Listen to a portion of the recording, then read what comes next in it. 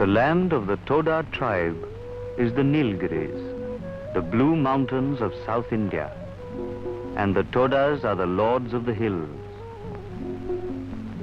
It is said among the Toda people that one day the god An went with his wife to a great mountain to create life. From the earth, he brought forth 1,600 buffaloes, and his wife 1,800. Holding the tail of the last buffalo, there came out of the earth a man, and this man was the first Toda. Because Mukati, the highest peak, is An's mountain, it is reverenced by the Toda people. Here roam the sacred buffaloes. They belong to An, but are given in the care of the Todas. Once there was a honeycomb hidden in Titicaca mountain, and the comb burst, and the honey flowed down the slopes and became the Paikara river, the sacred river of the Todas.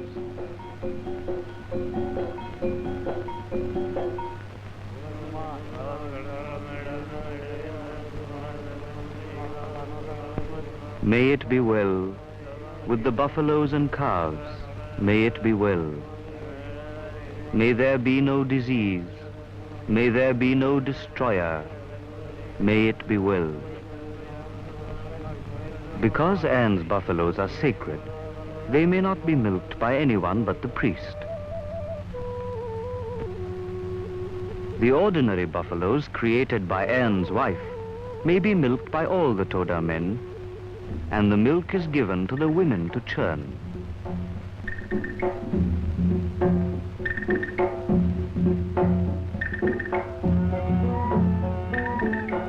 The women are fond of curls and ringlets and spend much time doing each other's hair.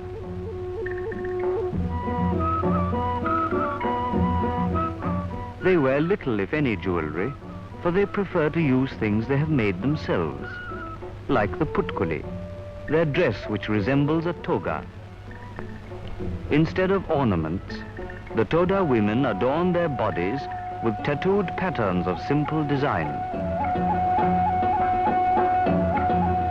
The duties of the Toda wife are pounding grain, cleaning the house, and cooking food. There may be quite a lot of food to cook, for with the Toda system of polyandry, a wife may have to feed as many as 5 husbands. The oldest woman in the village is Ajak. Everyone calls her Granny.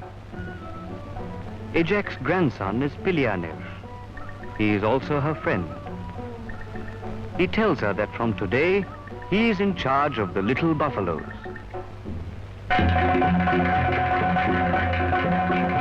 Now it is time to take the buffaloes to pasture, even as the gods tend their heavenly buffaloes and take them to graze on high mountains. Some of the Todas are taken to cultivation, and the government, apart from looking after their health, helps them in agriculture.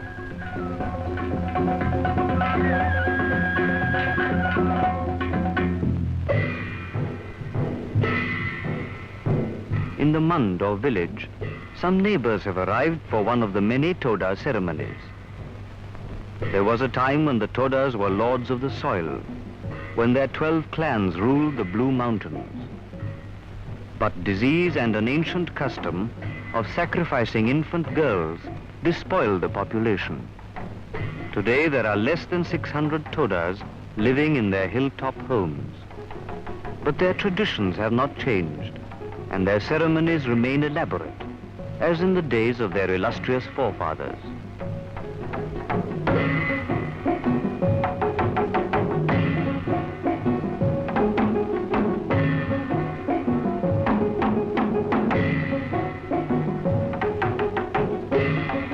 One of the women is 7 months with child, so she and the senior husband will observe the rituals of the light in the tree and the bow and arrow.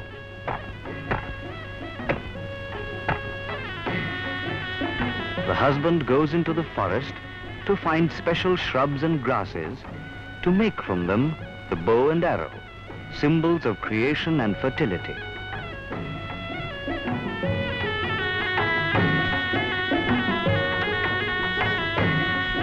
The words are spoken. Bow and arrow we touch.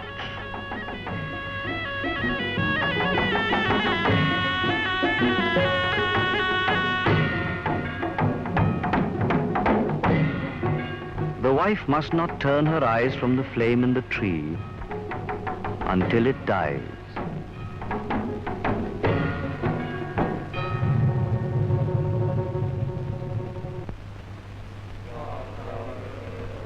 May it be well. May clouds rise. May rain fall. May grass flourish. For the sake of the gods and for our sakes, may it be well. The Po, or Toda Cathedral, is dedicated to the goddess Takashi. When the old inhabitants of the south came to conquer the Todas, Takashi said, "Let them be stoned," and the invaders were turned into stone.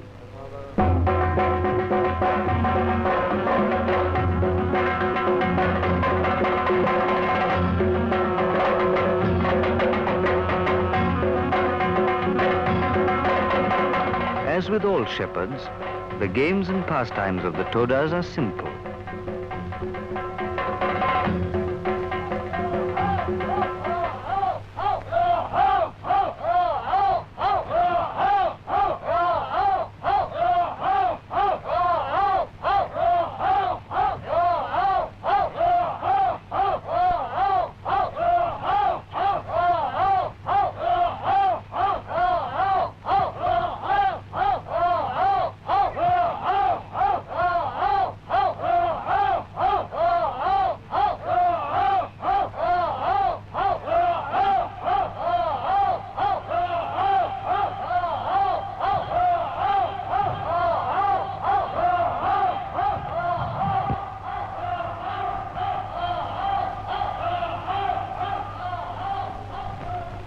Today there is a meeting of the Noim, or Panchayat, the Council of Elders. The meeting must always be held on the summit of a mountain, not only because it is nearer to the gods, but because climbing to the summit is an act of purification, of freedom from anger, prejudice, and small thoughts.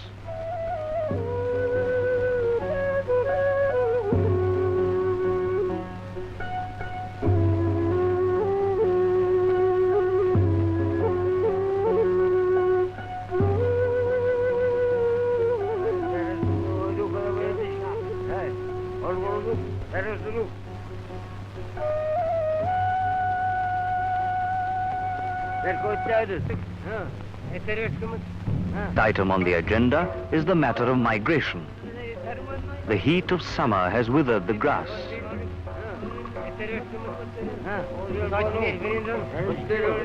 The village must move to new grazing grounds to return when the grass is green again. It is decided to leave immediately.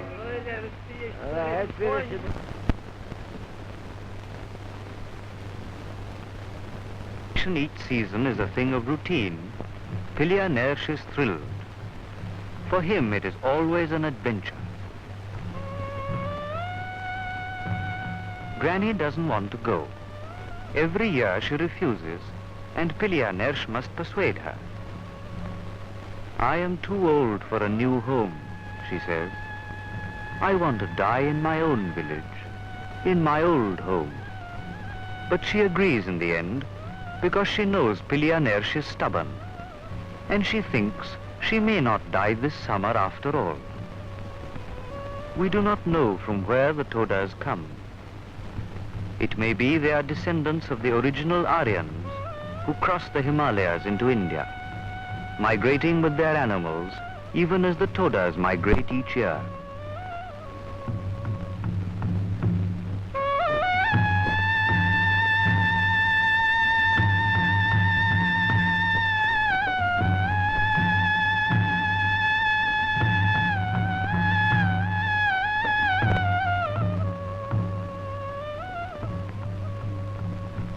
It may be the original Todas belonged to the legions of Alexander of Macedon. It is said when Alexander stopped at the Indus, Some of his men crossed the river and came south, and finally settled in the Blue Mountains. The Todas may have been Phoenicians, sailors in wooden ships from Byzantium, who with their strong tradition of pioneering moved into the heart of the country to find a land beautiful to look at and a temperate climate. We do not know. The Todas say it is only the great god En who knows, for he created them out of the sun and the wind and the rain that falls like arrows on the earth. The migrating priest may not enter the temple of this village. He must hand over the milking and churning vessels to the local priest.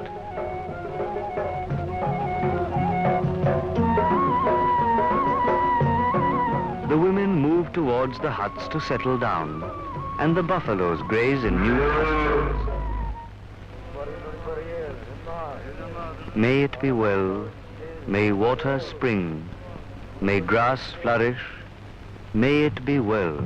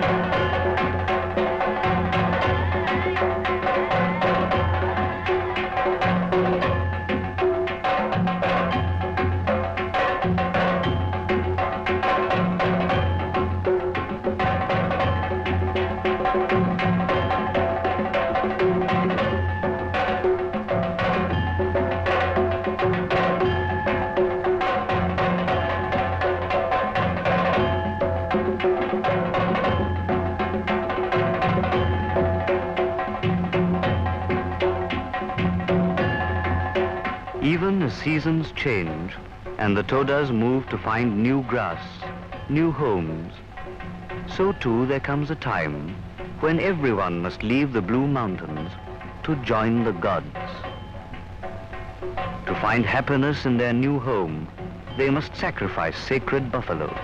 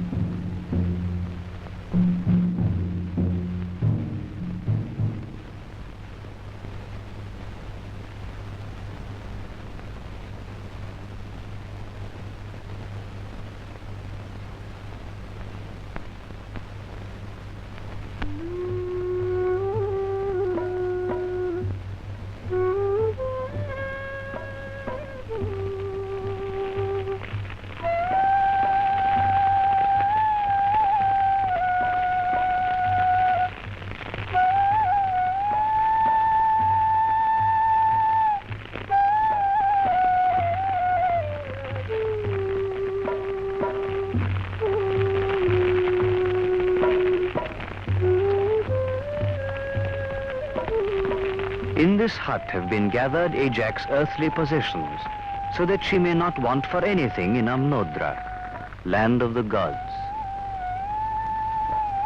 There are very few Todas left. We do not know much about their past. As to their future, may it be well.